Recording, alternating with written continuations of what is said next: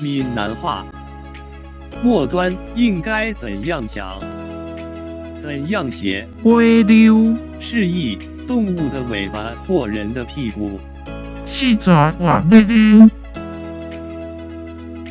蛇死后尾巴还会动，比喻事情尚未完结，还留住一个尾巴，示意顺序的最后、最终。